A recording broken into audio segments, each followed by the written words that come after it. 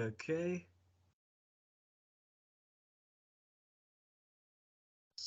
Okay. You got it? You're on mute, Leona. Yes, I see that you're recording. Yes. Okay, perfect. Okay. Well, hello everyone. Welcome to another edition of One Plus One, your place for inconvenient truth telling and myth busting. And my guest this evening in our Native Lives Matter, Indigenous Lives Matter, all things Indigenous affairs, is Leona Morgan. She's of the Dene people of New Mexico from the United States, but otherwise known to the Indigenous people of North America and their allies as Turtle Island. She's a student and activist, and we'll be discussing, Indigenous topics, and she'll be providing us with some important insights and more. So, first off, Leona, thanks for joining me this evening, especially on the Friday. Oh yeah, thank you for having me. It's an honor to have you. And just before we get into specific topics, firstly, talk to us about your backgrounds and and your people, the Dene people, that you feel is important to share. What are some of the issues facing your community specifically, but otherwise, not just in New Mexico, but across, the West Coast and the United States as a whole, Indigenous people. Sure. So my, like you said, I am from New Mexico, and I'm so sorry. 1 second. No problem.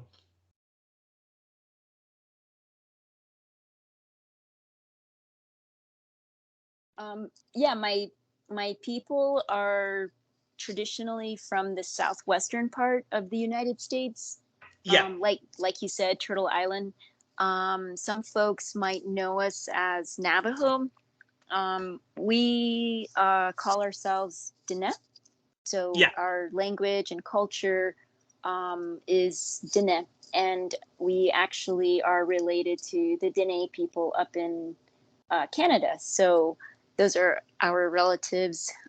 Right now, I am in Albuquerque, New Yeah. Mexico, which is a city, a small city, and I'm not on my homelands right now, but our people, we have 4 sacred mountains, which are located mostly, there's 2 in Colorado, and then 1 in New Mexico and 1 in Arizona. So most of our land is located, I would say, in present day Arizona. Um, our We call it, our homelands, our traditional territory, Diné Bikea, or some people call it Dinetra. But yeah, that's our home. Okay. And the reason I'm here, I imagine, is because some of the work I do is to help to protect our homelands, specifically from uranium and more recently, nuclear waste, whether it's just transport or storage. So right now, there's no mining on the Navajo Nation. However, there is mining in the United States. There's not there. I want to say there's not a lot compared to 50 years ago, 60, 70 years ago. But Yeah. um, since the whole war with in the whole situation with Ukraine and Russia, the price of uranium did go up, and there was a momentary it was like a momentary threat. Right now it doesn't look like it's going up still, but it's hard to tell, because first it was the intergovernmental panel on climate change, that these scientists that said nuclear is supposed, I don't know, this is what Western scientists said, is that in order to transition, we do need, I'm not saying this, but this is a report from in 2018. The Mm-hmm. IPCC said nuclear would be needed for a transition. However, nuclear energy, so that made the push for uranium go up momentarily again. But right now, Actually, no, not really. And not the stock market, not within the. I'm sorry, not the demand within the spot market. However, there Yeah. was some propaganda from the nuclear lobby that uranium mining was needed specifically for nuclear energy. So this Yeah. was, like I said, in 2018. However, more recently, it's like I said, because of the situation in Ukraine. Right now, we living in the Southwest and pretty much anywhere where there's uranium, we will always be threatened by mining because uranium is used for nuclear weapons. The energy component, I think eventually humans will phase out the use of nuclear energy, I imagine, but because we don't have anything, we don't have any place to put the waste. We don't have a viable solution for what to do with the waste from nuclear energy. So it doesn't right now it doesn't seem that apparent, but it will become very apparent soon, I'm sure, when people wake up to the fact that we need to stop making nuclear waste. So the energy side, that's one issue, but the weapons side, that's much harder because with energy there's other I hate to say I don't want to say transition because we should talk about climate change and transition. I don't Yeah. think we should just transition. I think we need to reduce our consumption.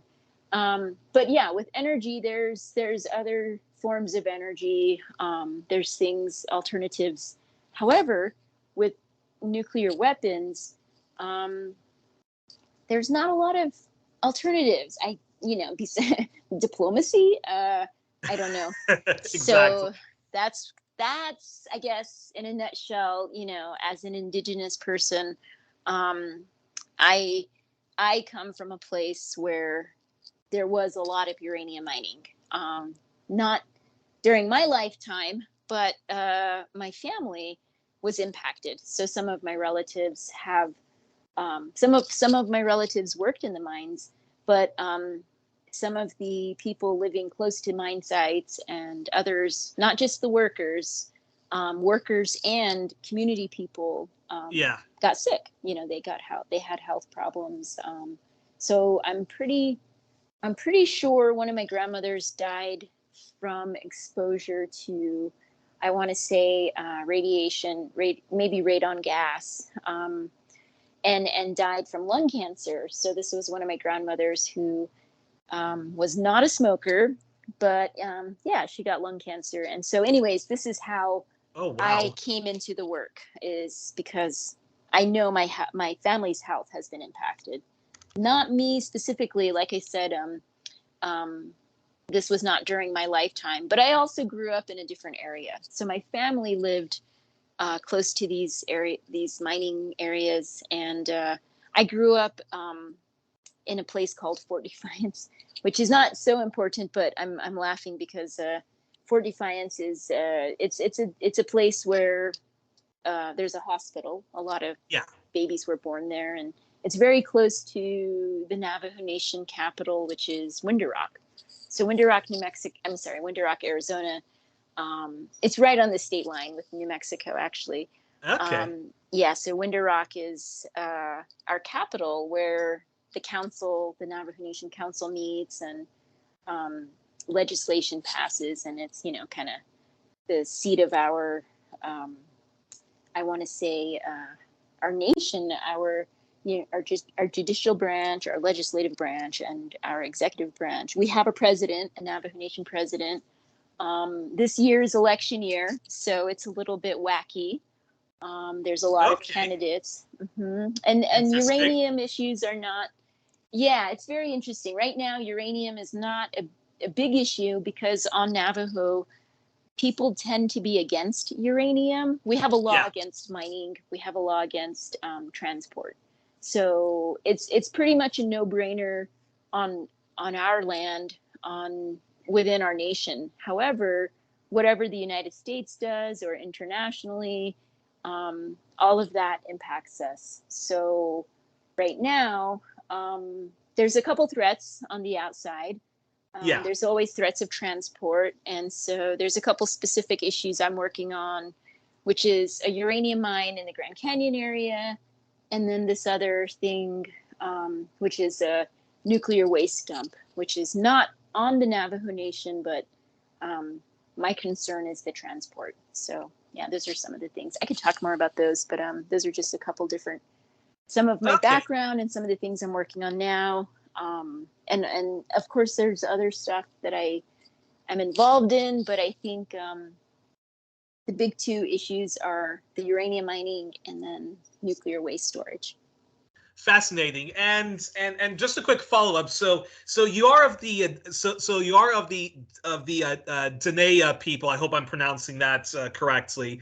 But you say that the Dine people they have relatives up in Canada, but you're more or less sort of but the Dine of the United States are sort of are sort of meshed with the with the Navajo people, even though they're a distinct indigenous tribe. Can you talk more about that? Oh no, we're Dine. Our people are Dine.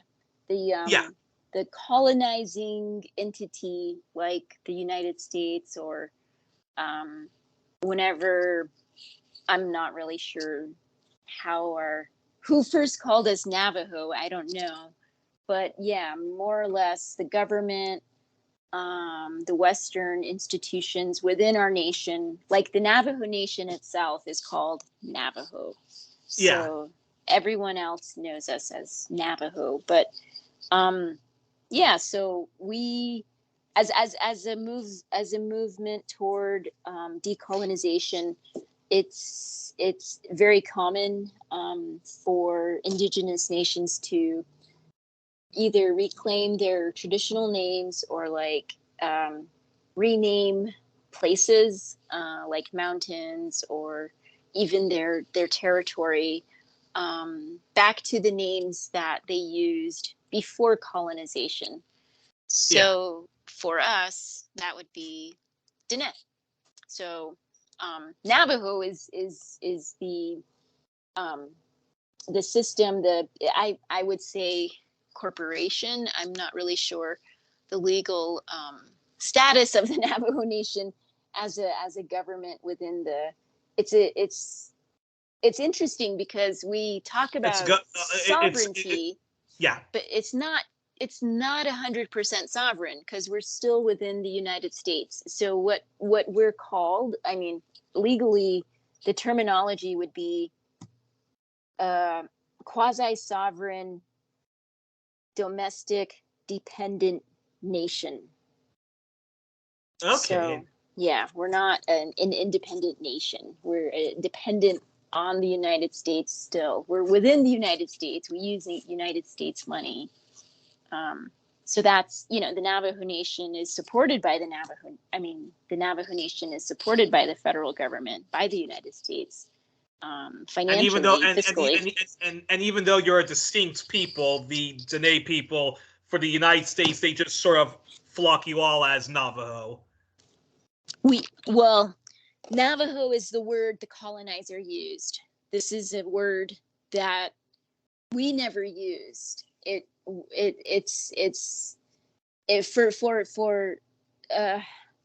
guess I hate to explain it this way, but you might consider Dine and Navajo. They're not the same, but when you're talking about the people, more or less, it's the same. If you're talking about me, some people might call me Navajo. Some people might call me Dine. I call myself Dine. But I also say that I'm a member of the Navajo Nation, which is the government. Okay. Does that make sense? Yeah, kind of, yeah. Yeah, so Dine people are, we have a culture, we have a language. Some people say a long time ago that we were many people, but under kind of this umbrella of Dine, having one language and one culture, but having many people, which is where our clans come from. So our clan system, which is our traditional kinship system, it's still utilized. We still have it. We still honor it. I mean, it's a system of, well, not just kinship, like relatives, my clans. I usually introduce myself by my clans, but I know your audience will not understand it. But yeah, my clans, I have 2 water clans, and my first clan is Twodich Eatney, and then my second clan is Tsanabithni, and then my third clan is Kia'ani, my fourth clan is Tohaglini. So that's one way to identify yourself and your relatives.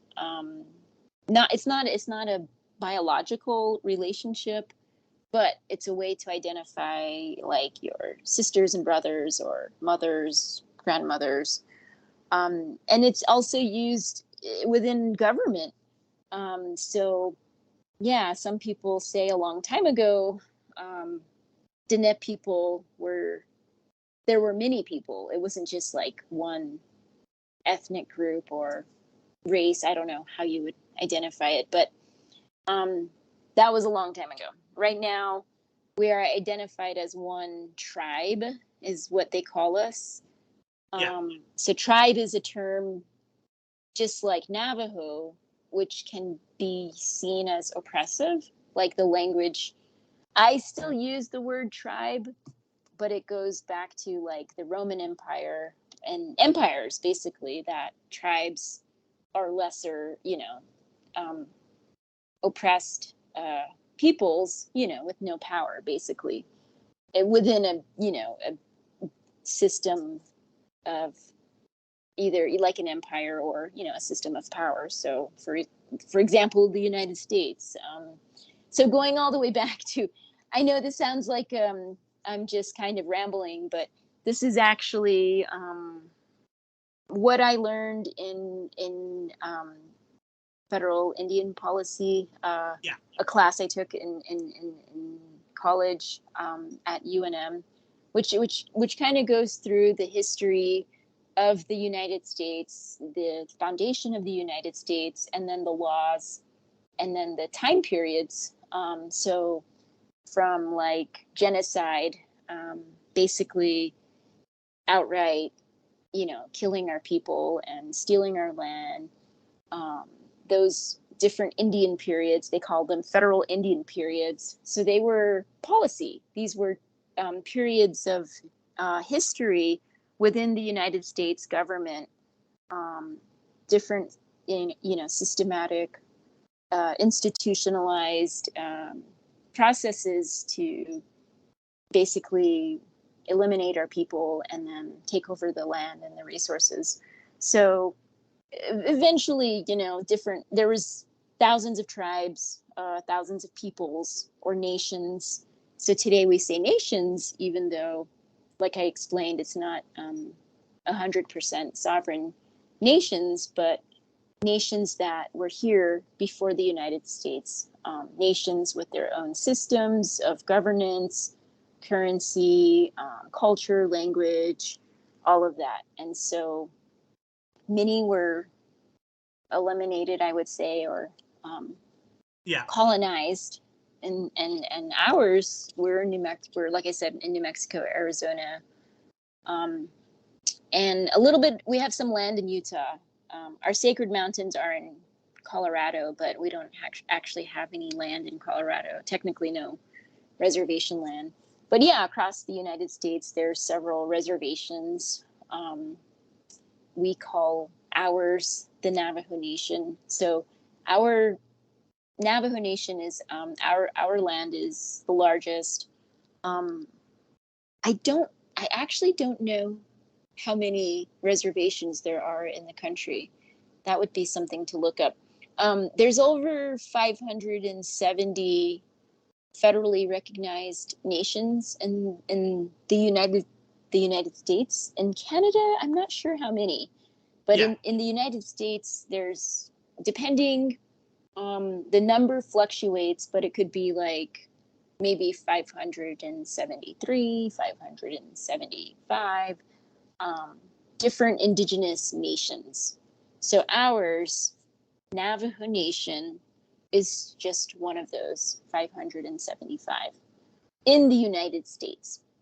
So again, there's many in Canada, Mexico, South America, Australia, all over the world. There's indigenous people. And it just so happens where uranium mining occurs, it's mostly on indigenous lands.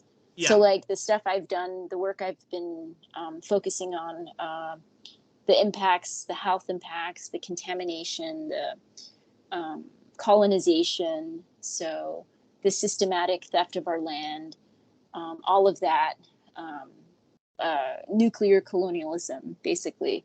Yeah. Yeah, And it happens all over the world. yeah, and just before we talk specifically about what you've been campaigning against in New Mexico for your people, yeah, just one last quick follow up is how is why are some of your people based in the U.S. and others are located in Canada in Canada of the Dene people? Oh, that's a completely different nation. The Dine people in Canada are different. Okay. That's a different group of people. We're related to them, but they're not the same as us. They have a different language and a different culture. Okay. Yeah, a long time ago, maybe we were a little bit more closely related, but yeah, no, they're different Okay. folks. That's Fantastic. why they're Dine and we're Dina. Okay, then and then talk to us about and then talk just briefly about what you're currently studying right now when you're not involved in the wonderful activism that you do. Oh yeah.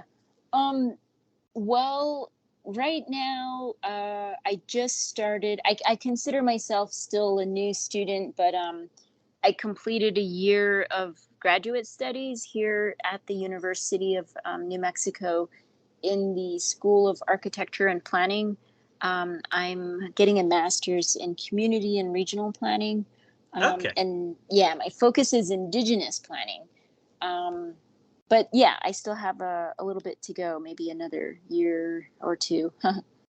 Okay, fantastic. And all right, and then when reaching out to you, expressing my interest in having you on, one of the things I wanted to talk to you about was environmental racism that Indigenous people experience, and you talked to me off the air about the nuclear industry in New Mexico, which you already sort of alluded to. Talk to us more about that. Can you enlighten us about that?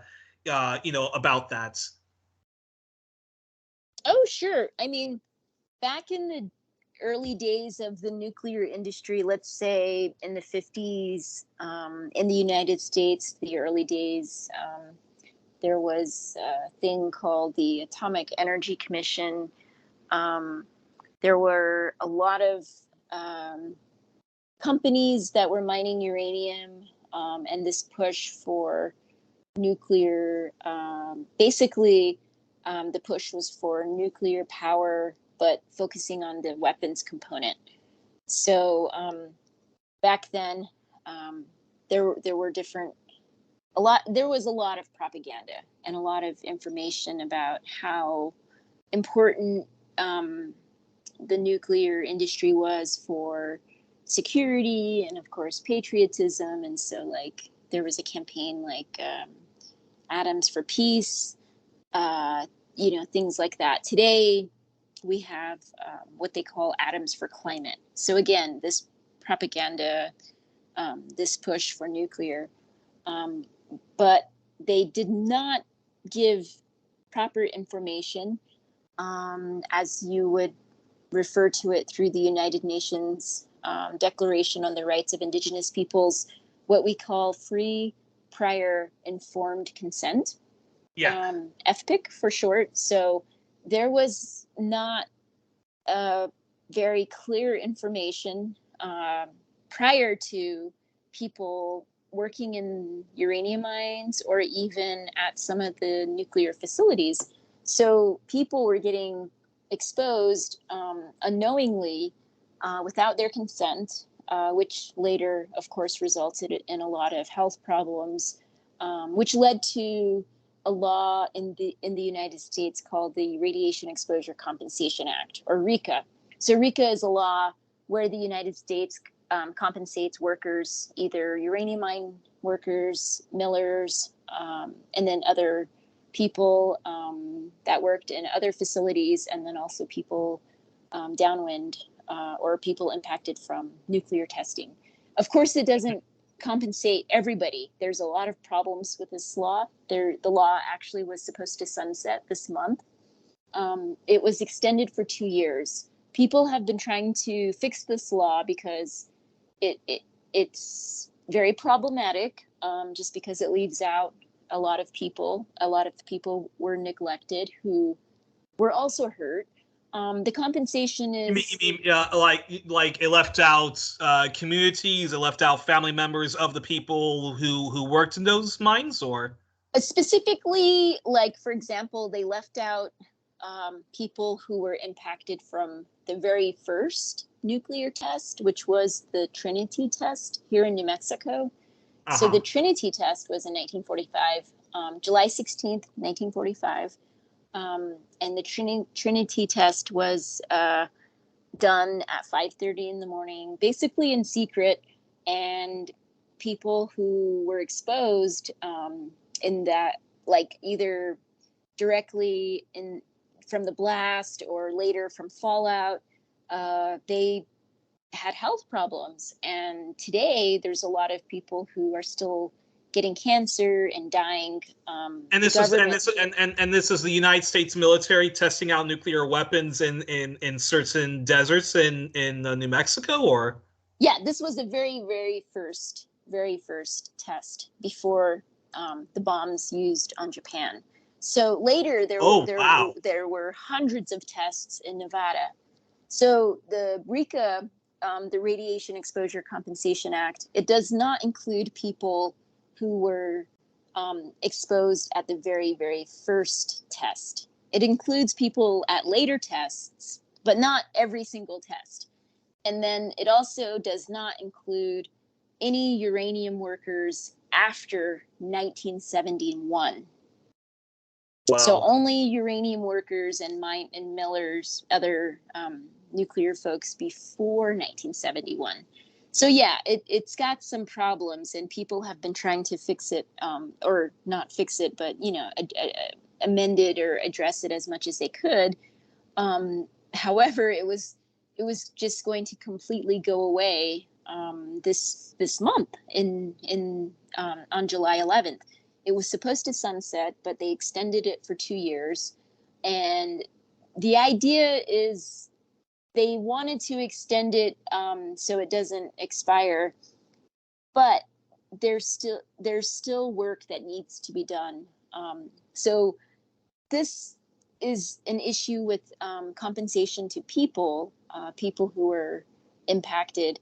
But going back to environmental racism, environmental injustice, so that's part of it. So all the people that were tested, first of all, the nuclear tests, the sites, and even human experiments and things like that, they were largely done to people of color communities. The United States, again, going back to the uranium workers, the United States did not have laws regarding the environment in the early days. So like a lot of the mining before the Environmental Protection Agency, which started in the 70s. Yeah. That, those laws and everything that was to protect the environment came much later. The mining occurred, in the 40s. The boom, as they call it, was largely between the 50s to the 70s. And then it kind of, petered out in the 80s. So for all of that mining before the 70s, it was largely unregulated. There was, no laws to demand companies to clean up contaminated water, contaminated land. And even today, the nuclear industry self-regulates, self-monitors, self-regulates, self-reports. Wow. So if there's an accident, unless, it's something major, how much do we know what do we know about everything that's going on if these agencies, the companies and the utilities are not reporting? The agencies are not, they don't have the capacity, the human capacity to monitor everything. So yeah, this is one of the other issues, I think, with the pandemic that was largely visible in some of the nuclear power plants when there were shift changes or, COVID issues. I think, I don't know all the details, but I know in the United States, there were a lot of issues when COVID hit because of, just the sensitivity and all the, anyways. So I'm going off topic, but you were asking me about environmental racism, environmental justice. Yes. So just to wrap up, the mining largely occurred on Indigenous lands. And today we still have a lot of people getting sick and having health impacts from contaminated land and water. But now we have also this issue of nuclear waste that I mentioned earlier. There are several facilities in the middle. I want to say, depending on the either energy component or the weapons, there across the United States, there are there's the enrichment facility in New Mexico. There's Hanford. There's Oak Ridge. There's several places all over the country from the Manhattan Project that have still not been fully remediated and may never ever be cleaned up. Like Hanford is one of the most contaminated places. In New Mexico specifically, we have the Los Alamos National Labs, Sandia National Labs, the Trinity site, the Urenco Enrichment Facility, the WIP Transuranic, the waste facility, and then many uranium mines, former uranium mines, and then now a threat of, well, new mining is not a huge threat, but mining is always a threat, like I said earlier. And now we have a threat of the world's largest nuclear waste dump being proposed by Holtec. And the thing I didn't mention that I was getting to, when all those mines, the uranium mines were started in the 50s to before the 70s. So again, before regulations, a lot of those mines were abandoned. They were not cleaned up, and the companies that mined them either went bankrupt or just, ceased to exist. They ceased to exist, and today there's no what you call responsible party. So those abandoned mines, some of them are just like open sources of radiation, open sources of contamination all over the country. Yeah, we have in the United States over 15,000 abandoned uranium mines. So I don't know how many are in Europe, but yeah, there's some in Europe. I've visited one in Spain. It was very radioactive. I had my Geiger counter, and the waste pile, it was just a bunch of dirt, like a huge pile of dirt. And this was in Spain and close to Portugal in Salamanca. But yeah, it was very radioactive. here in the United States, a lot of the uranium mines that were abandoned, a lot of them are fenced off. So you'll have a fence around it and some signs, but not cleaned up. So, and some of them don't even have fences or signs. Some of them are just like, areas of land where it looks like there's some disturbance, but unless somebody in the community remembers, without a Geiger counter, you wouldn't know, because there's no signs or any demarcation of the site. But a lot of the places are marked, and a lot of them, again, going back to the 50s and the 70s, some of them have fences that maybe the animals have destroyed, or the sun has, faded the signs where there's no longer anything legible. But yeah, this is the state of uranium mines here in the United States. 15,000 sites where they're all at different levels of contamination. So some are really big and have a lot of structures.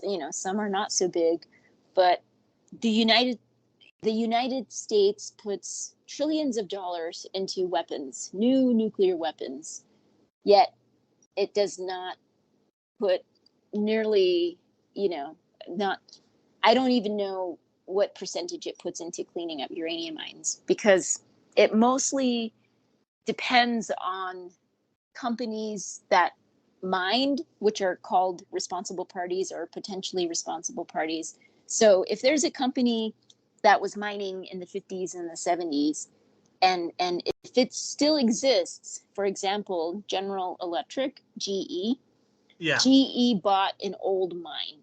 So because General Electric is the owner, they are responsible for that facility. It's a mine and a mill. This is in Church Rock, New Mexico. And because GE is the potentially responsible party, and there's also some money the United States won in a legal settlement, this is the funding they're using for cleanup, is from the settlement that was won. They call it the Tronics settlement, which is a whole different thing, where the government sues companies. So they find these companies, these potentially responsible parties, and then they sue them for money to clean up these mines. So that's where the government gets money to clean up. And if there is no company, it makes it harder because there's less money. So the federal government does not budget the same amount of money, probably no money, for cleaning up any of the uranium sites. However, it puts a lot of money into nuclear power, nuclear energy, or bailouts for nuclear energy companies, and then again trillions into nuclear weapons. And none of that energy that they even do produce with nuclear energy and I assume other energies, none of that electricity ever goes to the people who live on the indigenous communities that live on reservations and elsewhere, right? Well, I mean, it depends how the grid is set up. Right now, we as Navajo Nation, the Navajo Nation itself is also in business to do different things. It has its own oil company. It was doing coal mining and things like that. The Navajo Nation does not do uranium mining. However, we receive electricity through, the electrical lines. So depending where the electricity comes from, we do not have a nuclear power plant in New Mexico, but there's a large one in Arizona. So Arizona has a huge nuclear power plant, and there is some nuclear energy that actually comes from Arizona, a small percentage.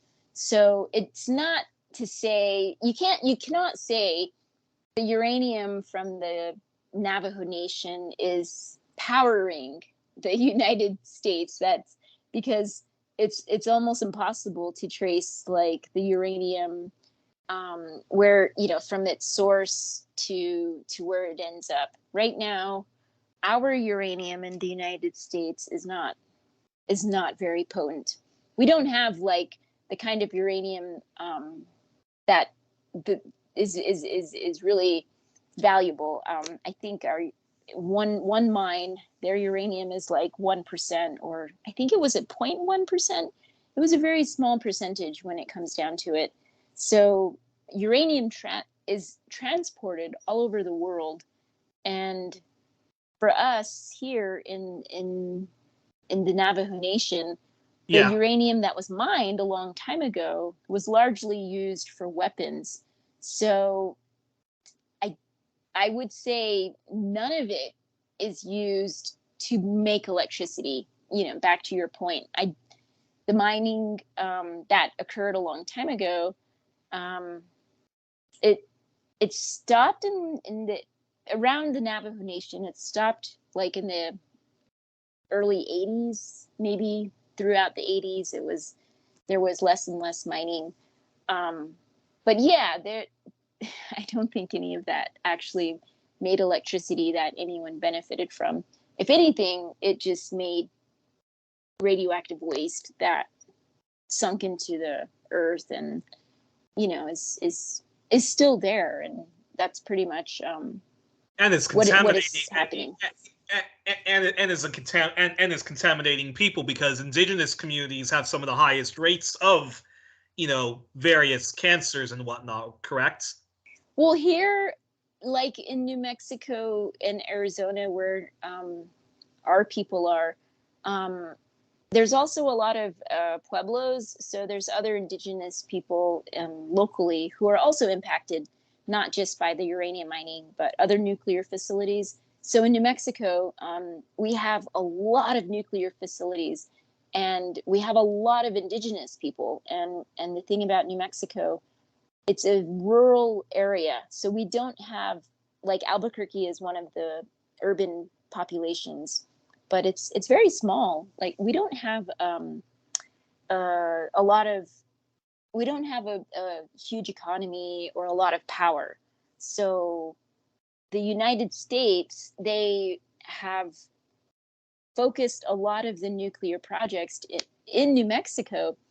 And to me, that's also, you know, part of environmental racism.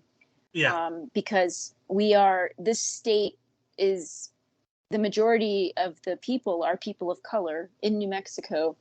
And like I said, we don't have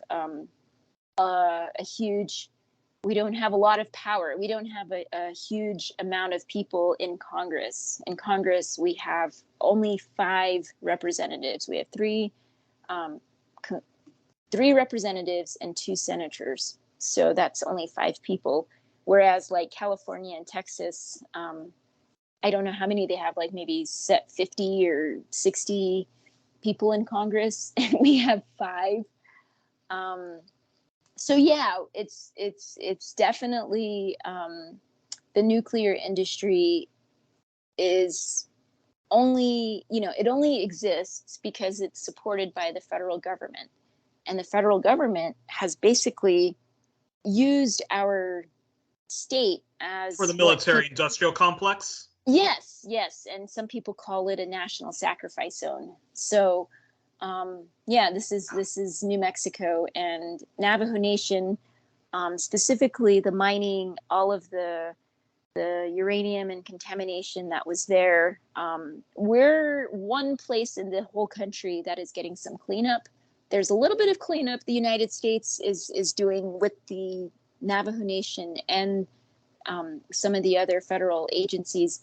But across the United States, the other total 15,000 are not being addressed. So yeah, we have a big mess, mostly on, I would say, indigenous lands, people of color, poor, rural communities. And of course, they don't target these places when they're trying to store the waste. So the uranium mining is at what we call the front end of the nuclear fuel chain.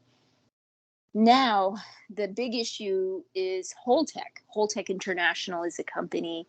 They're proposing to build a waste dump in New Mexico for all of the waste from all of the nuclear power plants. It's not close to the Navajo Nation, but my concern is the transport of the nuclear waste would be by rail. So the railroad goes right through the Navajo Nation. The railroad itself is also part of the colonization, one of the tools of the systematic theft of our land, the transcontinental railroad, and then mining. So those were both tools of colonization. I want to say enterprises or, endeavors of manifest destiny. Yeah. And I wanted to ask, what are some of the other huge frontline environmental resistance that Indigenous people are leading the way in resisting? Because we know about Standing Rock, but talk to us about, some of what's happening in New Mexico and neighboring states. And answer that first, and then I'll ask my follow-up question. Sure. Yeah. Well, in New Mexico, there's so much. We have fracking. So there's a place called Chaco Canyon. Chaco Canyon is a very old commerce center. It was very well established between 900 and 1100. And this is a place that is it's a UNESCO World Heritage Site, and it's just a really old cultural resource. And this place is close to a lot of fracking, a lot of oil and gas development. In New Mexico as a whole, there's a lot of oil and gas development, but specifically closer to up here in the Four Corners region. I would say I don't know if your audience is familiar with the United States, but the Rio Grande. So the Rio Grande is in New Mexico, and Chaco Canyon is not close to the Rio Grande, but basically between the Four Corners and the Rio Grande, you have Chaco. And this is, again, a place where there's a lot of fracking. It's a very historic site. And Indigenous peoples are fighting it, fighting the fracking. So Dine people and other Indigenous people, Pueblos, they're working together to protect Chaco. However, the Navajo Nation, I mentioned earlier, has an oil company. The Navajo Nation and some of the Dine individuals who want to profit are also in this fight, but they're on the side of oil and gas. So it's really interesting because we have the Navajo Nation as a government is protecting the oil and gas developments. They want to keep drilling. So the Navajo Nation is on the wrong side here. But the people, the community people, the Dine people and the Pueblo people, they're fighting the Navajo Nation as well as the United States, BLM, because that's who the United States, in this case, it's the United States directly that is leasing the land for fracking. In the case of uranium and nuclear waste, it's, we're usually fighting companies that are directly under the federal government. I mean, it's a little bit different with oil and gas leasing, but also in New Mexico, there's a lot of water issues. So we have, with climate change, we're in a desert, so we've always had water issues and water scarcity and water security issues. And right now, with all the fracking, but not just with the fracking, I would imagine with years of all the gas mining. Yeah, exactly. And that had problems that with probably COVID. that probably contaminates whatever water you would like to, whatever, it probably, I assume it contaminates all of that land, which could be used for farming or trying to, build like waterways and whatnot, so for the people to benefit, right? Well, definitely, we definitely need to use water for people and our animals, and even just to protect water for water itself, Exactly. because water is sacred. But Water yeah, is we life. have a lot Yeah. of water issues, drought, contamination, and drought. But in New Mexico, um, indigenous peoples are doing a lot of resistance. We have a lot of folks that have been involved in environmental fights, and then also um, what's called missing and murdered indigenous relatives.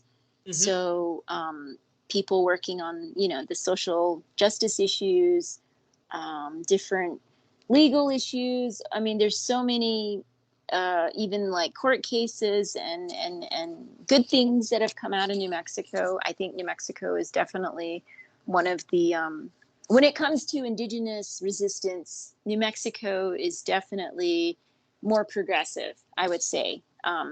Of course, California and other places have people that might be a little bit more, maybe, uh, I don't know, some have, I want to say there's a lot of indigenous scholarship, professionals, everything, entertainment, in some of the urban areas, the more urban areas, like I was saying, California and maybe New York, it's different. The movement is different.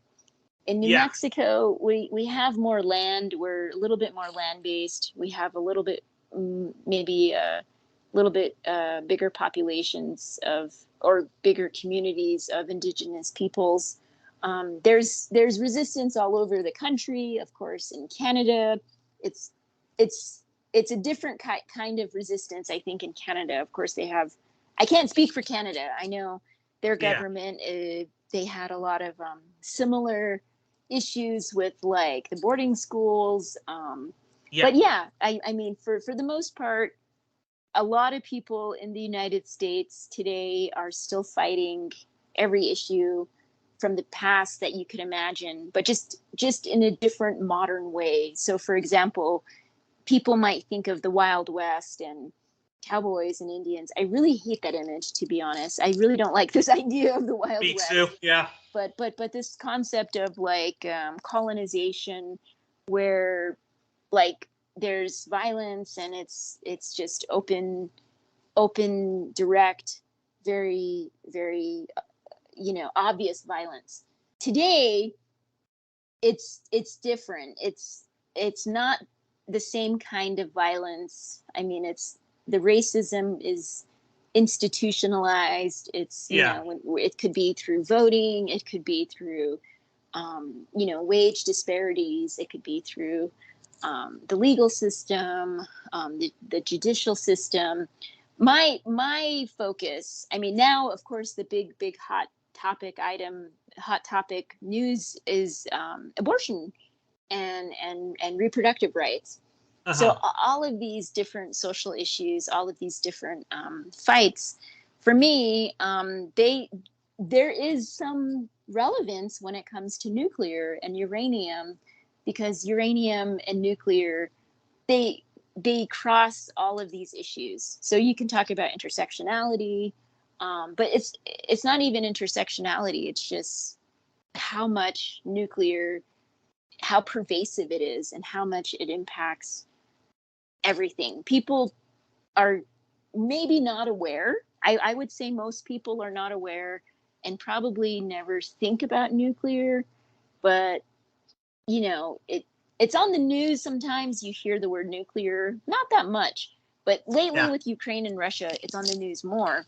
But it really does control a lot of things, to from the economy to health, water, um, and so for us in New Mexico, it's a lot of our state budget, and yeah, a lot of the economy is dependent on the nuclear industry because of the federal government, and it's really sad. A friend of mine, he says New Mexico is addicted to nuclear, but it's like invisible. People, they can't really see it. You know, it's kind of not so obvious. Interesting. And but then that leads to this very important question, which is, what do you say to those like those indigenous leaders that you were talking about, who are on the side of these environmentally destructive forces? What would you say to them and to others of of those industries of the military industrial complex who would say who will say things like, I understand your concerns of such and such an indigenous community, but you guys are complaining of being deprived of clean water, no electricity, no income coming to you, and the others profiting from your resources. So allow us the mining, the fossil fuels, and the military extractivist projects to go through, and we'll get you and we'll get you job opportunities and access to the very things white America and biracial America takes for granted, and we'll make sure your community gets a good cut of the profits. What would you say to those to those folks, the indigenous and the non-indigenous ones who advocate for all these projects? Yeah. Well, like I said earlier, it's election year, so some of them are running for office. I think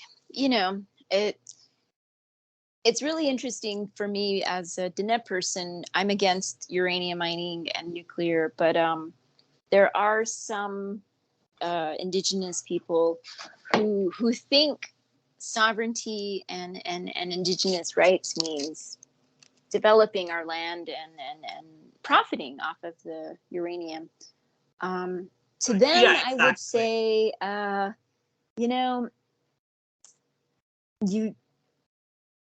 it's really hard to say. I don't know what I would say to them. Probably nothing, because you have to understand, where they're coming from. If they're a community person who is wanting to profit because they're poor and they have no job and there's no prospect for a job, there's nothing, that's one thing. It's hard to talk to those individuals in a logical way. But if they're elected officials who have a little bit of power and may or may not be working with uranium companies or oil companies, to those people, so specifically, again, comparing in a Dine person who is a community person with no power compared to, let's say, someone on the council who has some power. I think to the person on the council, I would definitely take a couple steps to educate them if possible. And of course, assuming you know this person, you might already know whether they are open-minded or not. But sometimes you don't know people, so you might just be reasonable to give them some information and see if they will be reasonable.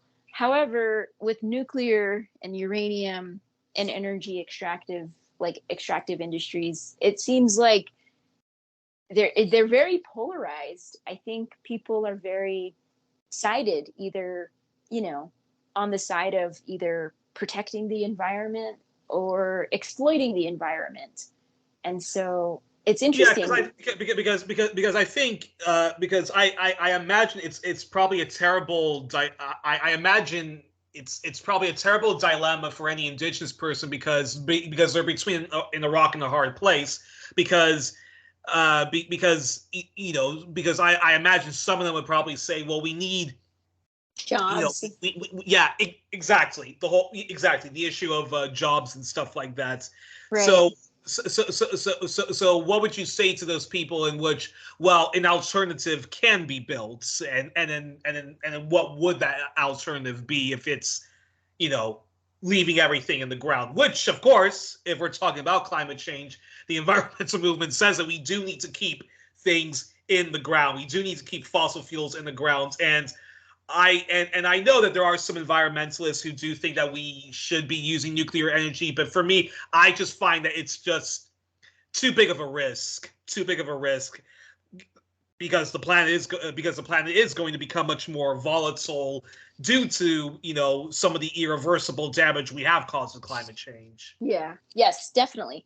Well, I think for Diné people that are in favor of uranium mining and development, it depends if, like I said, if they're reasonable, if there's a way to convince them, if there's a way to talk with them. I think our because our culture is rooted in what we call fundamental law. So fundamental law includes the traditional laws of our people, so cultural law, and then it also includes natural law. So, for example, like seasonal changes, or even day and night. Those are things that happen in nature. We have no control over it. This is part of our culture, and traditionally there are teachings, there are ways to communicate about these things. So I might appeal to them on that level, that as a Diné person, it's kind of part of our culture not to destroy the land and it's part of who we are to protect our Mother Earth.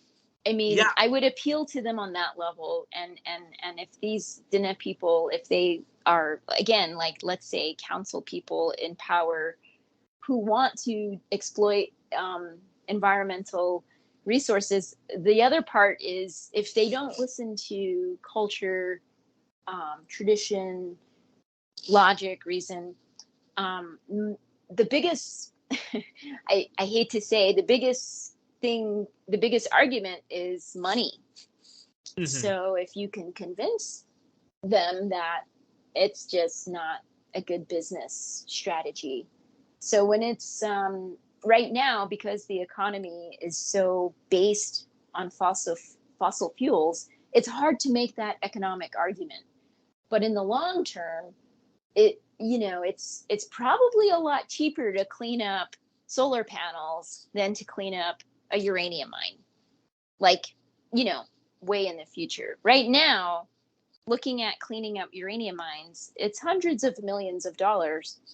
Who knows how much does it cost to clean up? I don't know what they need for all of the solar stuff. Probably lithium mines would be something to consider, the footprint. But yeah, economically, I think people listen more to dollars than logic or reason or environment. The other thing people listen to is health. So for me as an activist, those are some of the arguments I make for, talking to my own people. It's first is our culture, to talk about, what our culture is based on.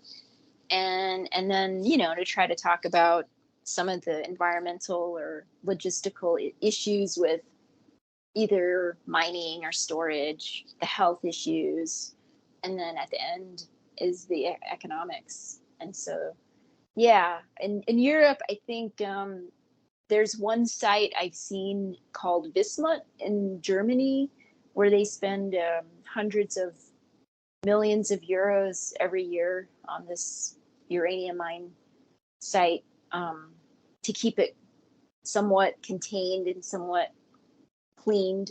I know there's contamination there, and it will never be 100% cleaned up.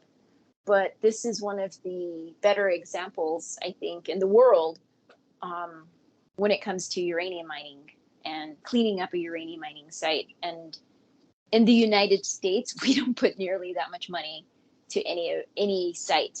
And if we have 15,000 and we put, that budget to each site, if it, you know, depending what it needed. That argument alone, of course, the United States Congress will never pass that kind of budget, but to have the safest, healthiest, cleanest, whatever, you know, for the future, it will cost a lot of money. It's not impossible to accomplish. I think the part that's really impossible is the getting the money.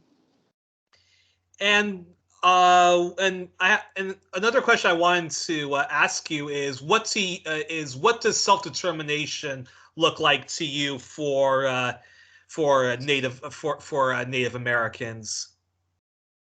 Well, true self-determination would mean that we are not a quasi-sovereign, domestic, dependent nation, but that we are truly sovereign and independent, not under the United States.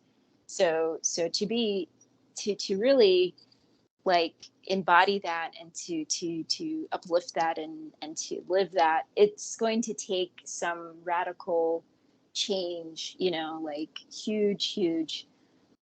No, it's not even a paradigm shift. It's, Wow. you know, beyond revolution. You know, when we stop using American dollars, you know, USD, if we can establish ourselves in the world without the United States, I think, you know, that's self-determination, when Diné people can, you know, make our own decisions to do whatever the hell we want in the world as a nation, to do trade and to do to have our own defense, to have our own commerce and currency,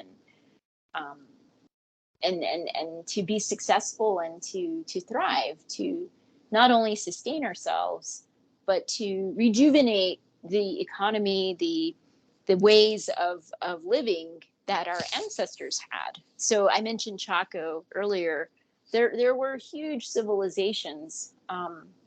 You know, this is the reality, that we had technology, we had advanced civilizations and everything that, you know, people assume, you know, we didn't. We had all that, and I think today people are beginning to study, and we talk a lot about decolonization. But my uncle, my late uncle, I like the way he would describe it, because it's not just decolonization, which is a process, you know, after being colonized. What he said is we need to pre-colonize. So going back, Wow. you know, yeah. So, So I like that. I like that as well. So it sounds to me as if for you, self-determination and decolonization means that you would like nationhood to be properly restored back to your people and to other Native Americans, right? And even to and even to secede from the United States. Well, I imagine the United States is you know, not going to last that long. So we don't know if we would have to secede. I mean, who knows what'll happen to the United States? But we will still be here. You know, our nations will still be here. So if it meant to secede, yeah, I think if we were at that level at this point in time, I mean, I think a couple hundred years ago, our ancestors, they were doing it. They were successful in sustaining themselves because they were able to live off of the land and work with their neighbors. Today, especially because of climate change, it's unpredictable if it's even possible to live off of the land. I know in Canada and up in the northern areas, there is some people there. People are still, you know, hunting and living in a subsistence lifestyle. But here, I don't even know how, if that's even possible. There are people that live without running water and without electricity. That is the reality. However, you know, those people probably still go to a hospital if they get sick. You know, they still buy their groceries at a grocery store. But a long time ago, we didn't have hospitals and grocery stores. We were able to survive. Today, with all the changes to the land and the earth, I don't know. You know, it's hard. It's like I said, it's unpredictable if it's possible to have subsistence living again here in the Southwest. I don't know, with the drought and climate change, it's hard to say. But yes, long answer. That's my long answer. Yes, so self-determination, definitely not just for us as one nation, but for all the nations of Turtle Island and South America.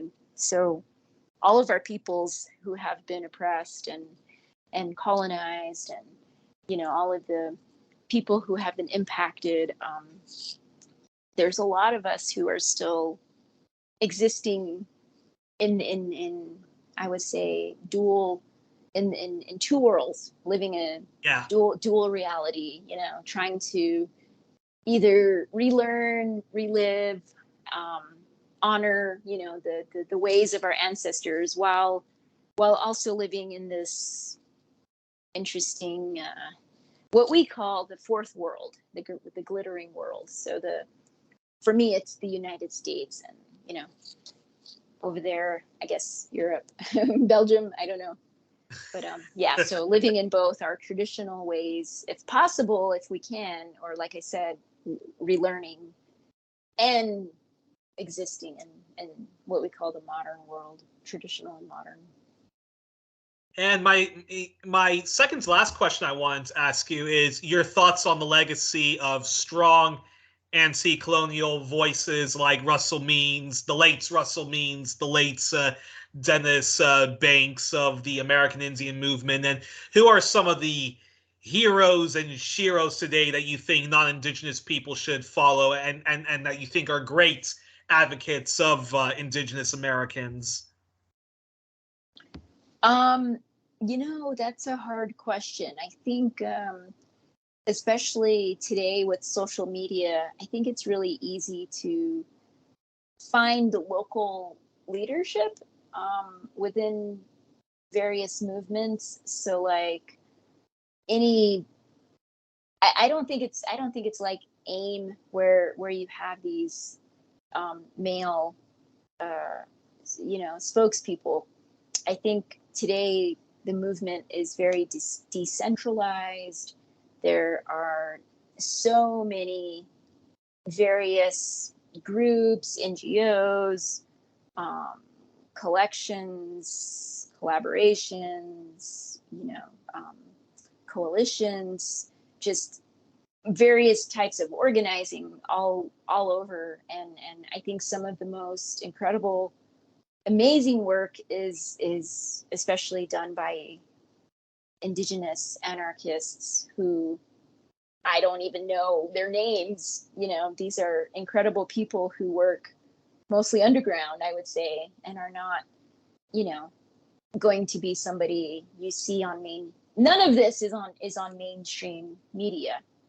Our work, our movements and resistance are never on the news, unless, I mean, Standing Rock made the news a little bit, but not in a positive way.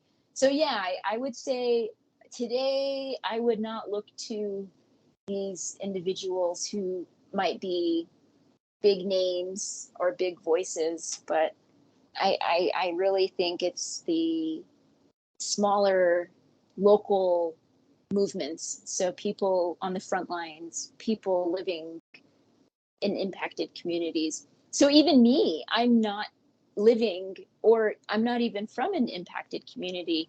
I'm an Indigenous person. I call myself an activist. I do some organizing, but at the end of the day, I'm living in the city, and a lot of my work is on the computer.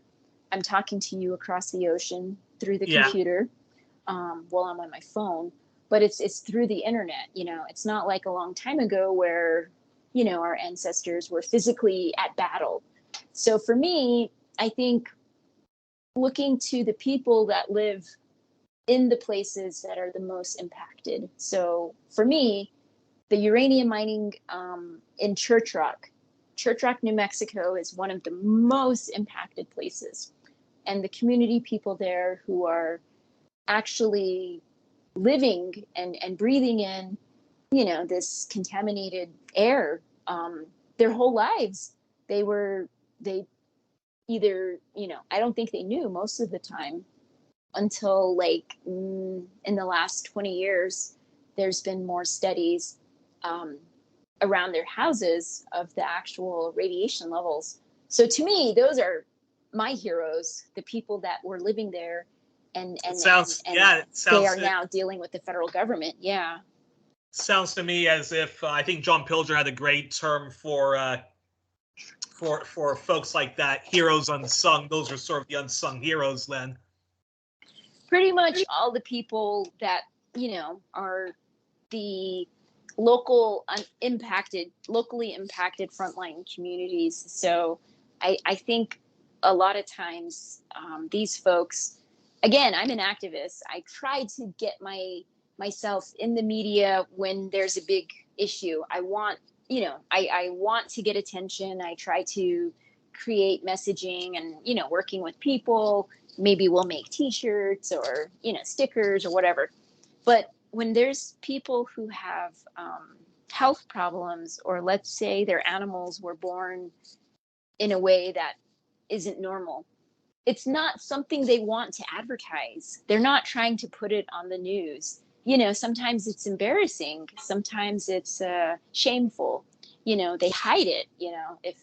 If a woman might lose a baby, because she was living near a uranium mine and she miscarried, that's not something, it's very sad, it's not something you want to really put out there. So yeah, definitely unsung heroes. And then again, these are the people demanding cleanup, demanding changes to RECA. So someone like me, I'm basically supporting these people. My fight is the nuclear waste dump and the uranium mine. Those are things I'm working on from a good distance. So yeah, I do some activism, I do some organizing, but I'm doing it from the safety of my own home, which is not contaminated. So to me, yeah, I think anywhere people are living, especially folks in dangerous situations, people that are getting killed. I know nuclear stuff is very dangerous in some places, and some of my colleagues have to do their work and maybe not so much in secret, but just in very secure ways, So for me, it's so it sounds to me as if the legacy of a Russell Means or a Dennis Banks is alive and well then in Indigenous America, right? I think so. I think across the board, there's a rise in, especially in Dine society, as a matrilineal society, there's a rise in women leadership. Fantastic. And then in like the queer and trans communities, there's a lot of leadership. There's a lot of people, and I can't name names because, well, a lot of folks, I don't know everybody. I know some folks. I know a lot of Dine people and people in New Mexico.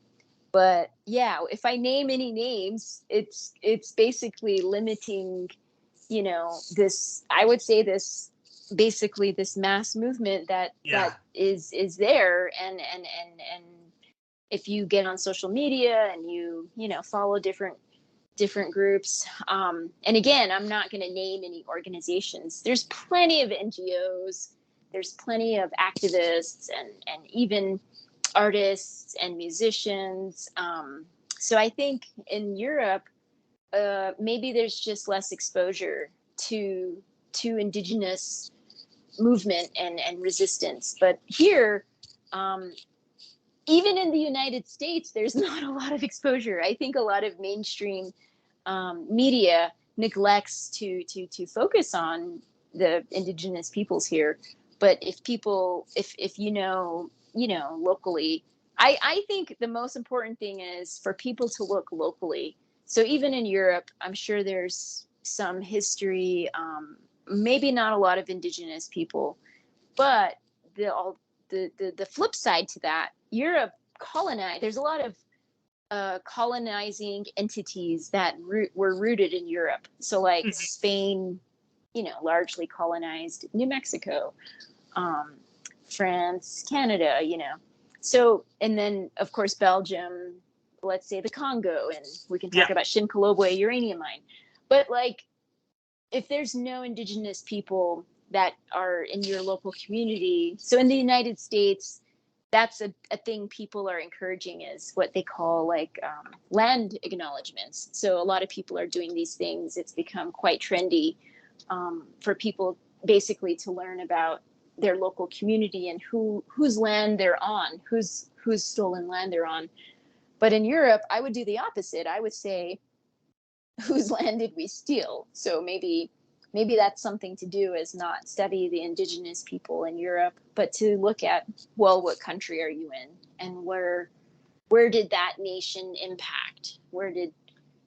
Whose resources did you exploit? Not you, Youri, yourself, but the history of the entity, where you are benefiting from.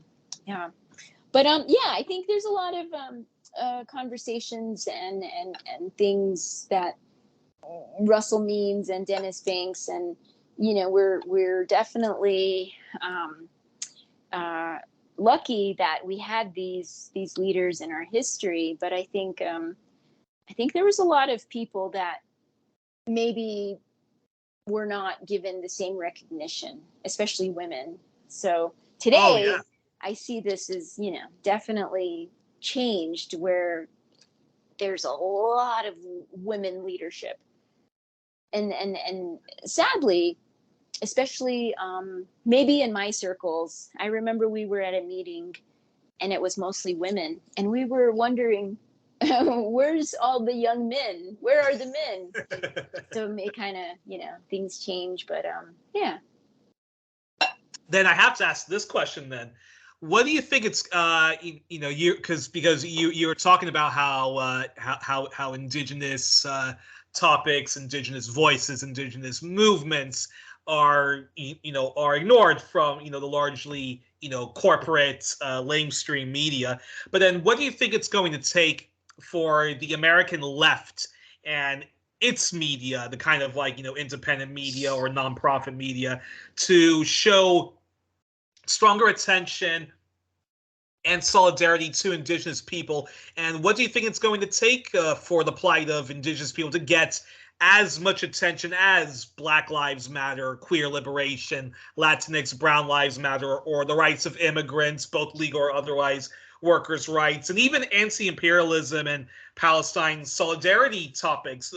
A lot of that gets a lot of attention amongst the American left and its media. But what do you think it's going to take for the plight of Native Americans to get as much attention as those ones, or to the level it's at, or to the level it's at in Canada in terms of focus and solidarity, or New Zealand, where race relations are certainly much better than both Turtle Island and Australia put together.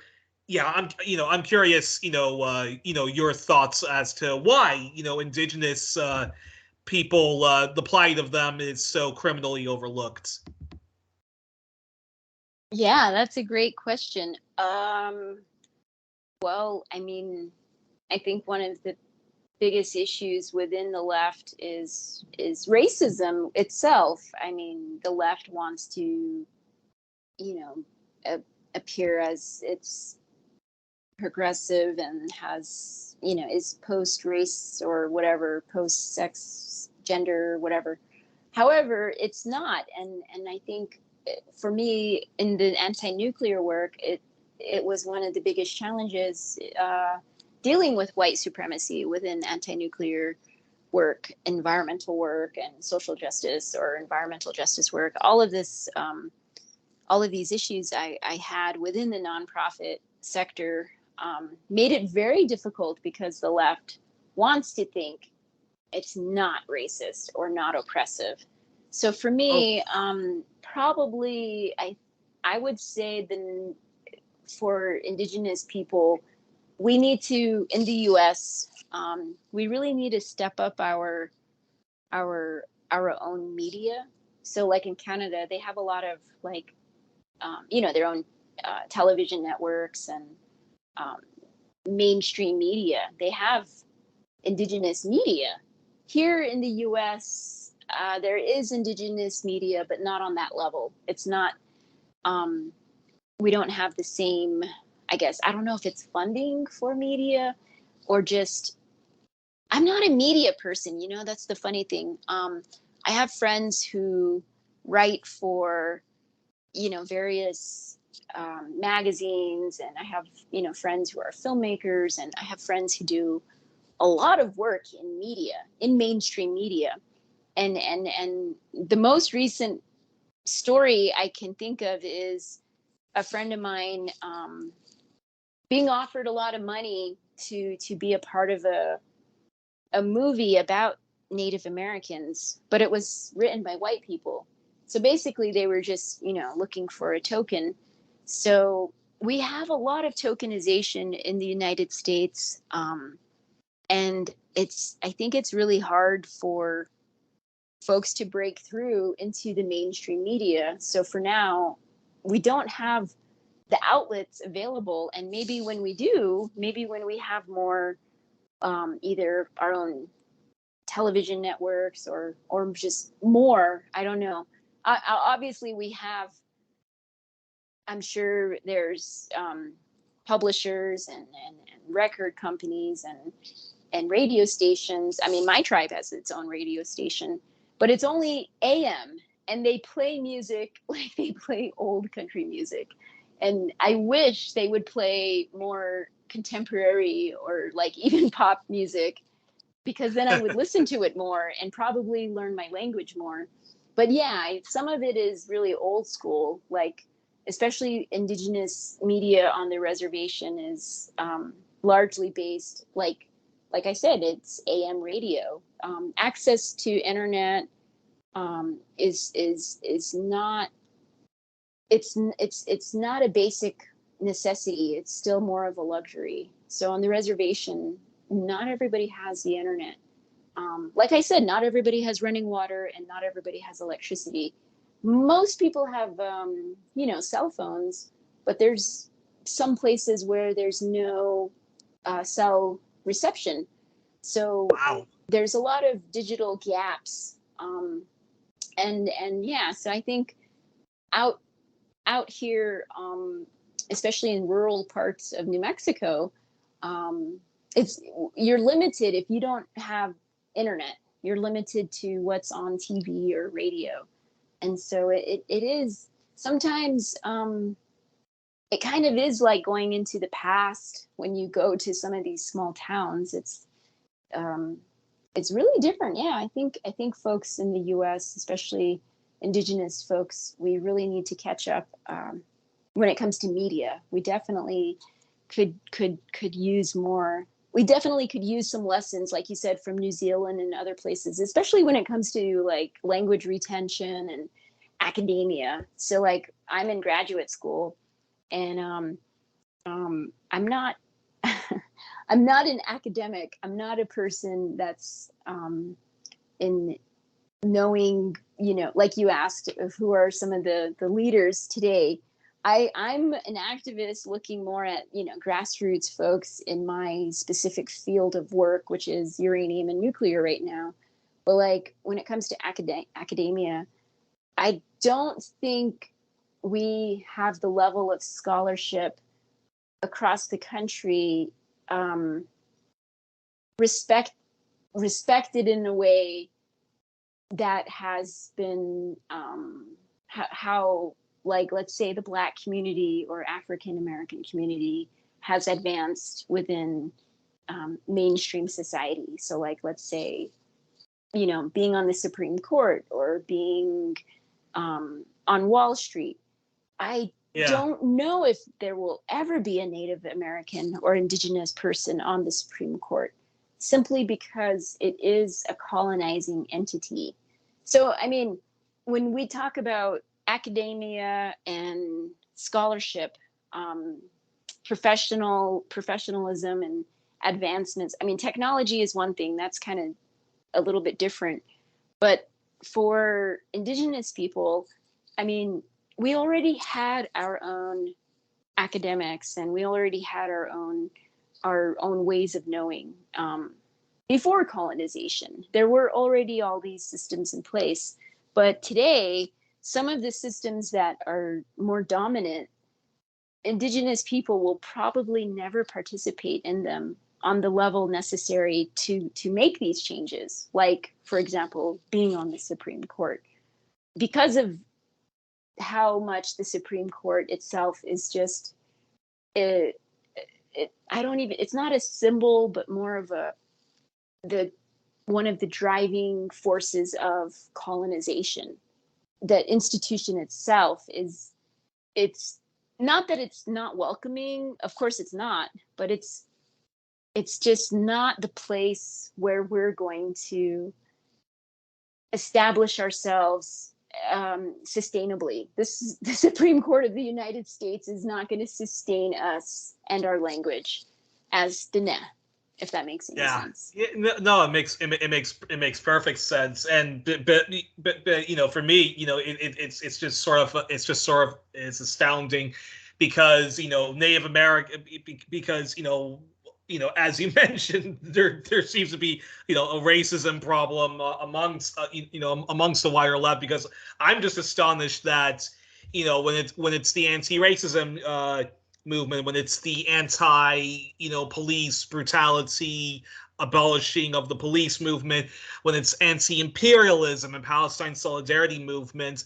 I'm always just wondering, like, where are all of the Native American voices, and where is that kind of solidarity towards Native America? Because Indigenous America, you know, all of those evils that we talk about, it all is rooted back into the original sin, which is manifest destiny, and the fact that that this country was founded on the theft, genocide, near genocide, or total extermination of, of Indigenous Americans. And I just find it, you know, astonishing that even when it comes to the environmental movement, that that Indigenous people are so criminally overlooked.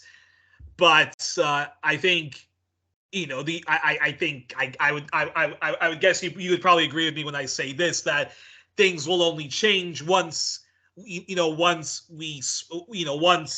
Black Lives Matter or queer liberation movements, or the workers movement speak out on the extreme apartheid Native Americans face, right?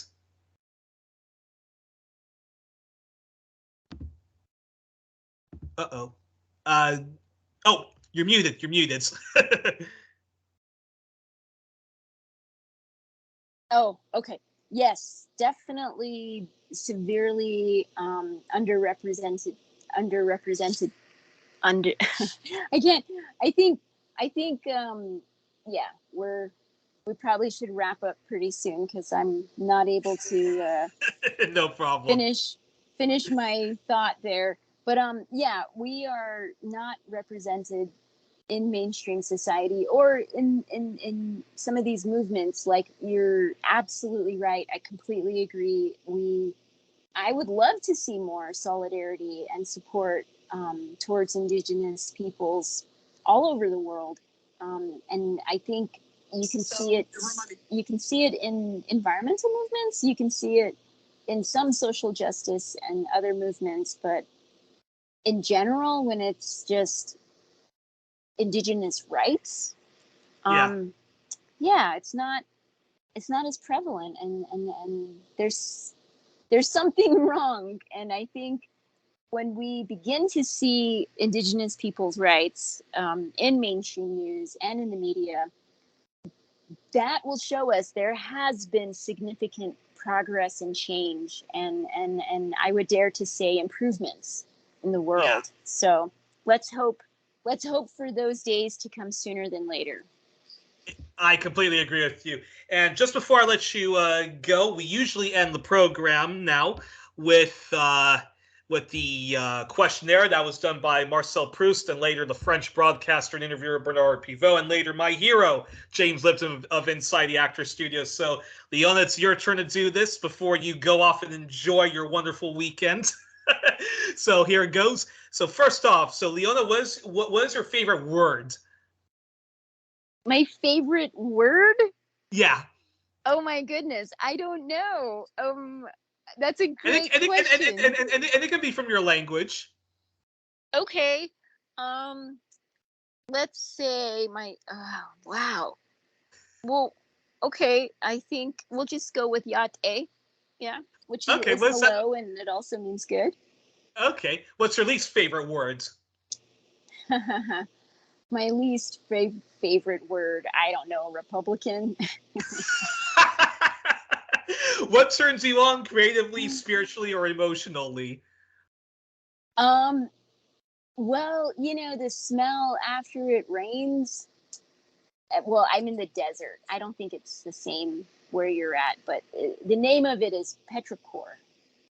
Okay, I'll have to. Well, when I come visit you or visit my friend Mr. Olson in Arizona and Kumari, I'll make sure to keep an eye out for that in case it rains. Then Yes. then what turns you off? Oh my goodness, so many things. Well, I think right now is white supremacy. Perfect. And then what's your favorite curse word? Oh my gosh, can I say it? Yeah, go ahead. Go ahead.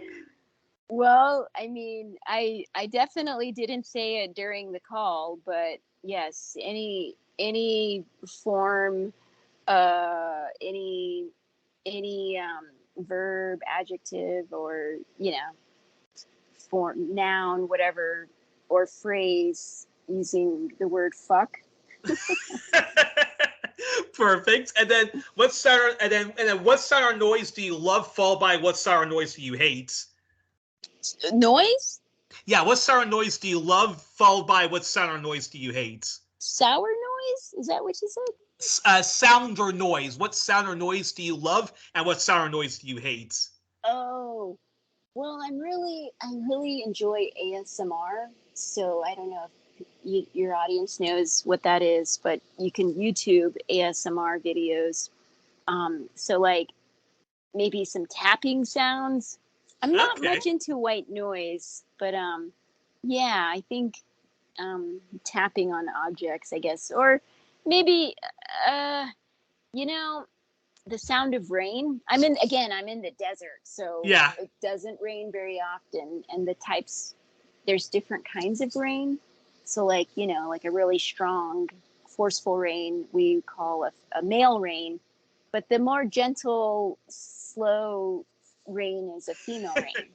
I would say the Funny, sound of funny. Many people on this program love the sound of rain and oceans, but then, what sound or noise do you hate then? okay. I think um, uh, I hate. I again, this is probably telling too much about myself personally as someone who doesn't have kids. The sound of children crying. Likewise on that one. Yeah, I don't have kids, but yes, I have been on many a flight with a Yeah. crying child, and yeah. And Anyway, then what profession, if you weren't doing your wonderful activism, and if you weren't studying right now, what profession, if you weren't doing all that, would you love to attempt to do? I think if I was able to work in a museum or be a like when I was a child, I had so many ideas of what professions, and later I thought maybe a museum curator. Um, Okay. that would be nice, yeah. But then Edu- it's a lot of edu- studying. educating people about your people, right? Well, I'm thinking more of an art museum, an art curator. Okay. Yeah. And then what profession would you absolutely not want to do under any circumstances? Probably working for the federal government. And final, and final one. If heaven exists, what would you like to hear God say when you arrive at the pearly gates, or whatever is your vision of the afterlife? Oh yeah, that's a good question. I guess in our culture, we have the spirit world, and after we leave this world, we go back home, wherever that is. So I imagine after I die, and if my path is successful, my journey back to wherever. So after we die, we believe we go on this journey. It takes 4 days, and yeah, I think I would imagine if I got back to wherever I was supposed to end up, I would hear someone say, "Welcome home." Alrighty. Well, we were joined on this edition of 1+1, our Native Lives Matter episode with Leona Morgan of the Dine people of New Mexico. She's a student and indigenous environmental activist and much more, and one of many strong voices for her people and of all Native America. Leona, I hope this will be the first of many conversations I have with you. It was an honor to speak to you. Let's make this the first of many conversations, Okay. both on and off the air.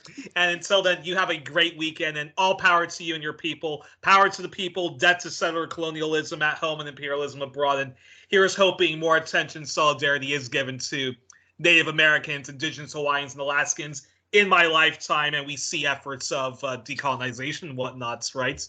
Right. And pre-colonization. Exactly. Pre-colonization. I like that very much. But Thank thank you, you. Youri. Likewise, it was such an honor to speak to you, and have a great weekend. You too. Thank you.